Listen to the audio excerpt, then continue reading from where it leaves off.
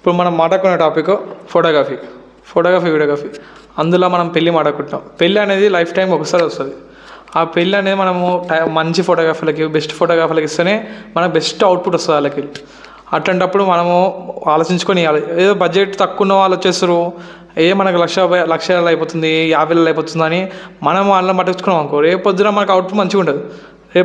రేపట్లో ఒక 10 సంవత్సరాల తర్వాత పెళ్ళి ఆల్బమ్ చేసినా సరే, పెళ్ళి వీడియోలు చేసినా సరే, అది బెస్ట్ మెమొరీ. దానికి వెలగట్లేవు. ఏమన్నా ఇన్ని కోట్లు ఇచ్చినా మళ్ళీ అది రాదు, టైం రాదు, ఏం రాదు. అలాంటప్పుడు మనకి ఆ గెట్ ఇట్ కాంటాక్ట్ కానీ బెస్ట్ ఫోటోగ్రాఫర్స్, బెస్ట్ వీడియోగ్రాఫర్లు వస్తారు.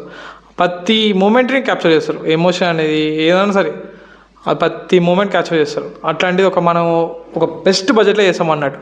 మనం బడ్జెట్ ఇంకా ముందు ఏంటంటే పోతే అయినా ఒక 10 రూపాయలు అయినా మంచి బడ్జెట్లో వేసుకోవాలి. ఏదన్నా లేదు తక్కువ బడ్జెట్ అంటే కష్టం. మంచి బడ్జెట్లోనే మంచి బెస్ట్ ఫోటోగ్రాఫర్ గెట్ ఇచ్చేస్తుంది. ఏమనంటే గెట్ ఇట్ కాంటాక్ట్ కానీ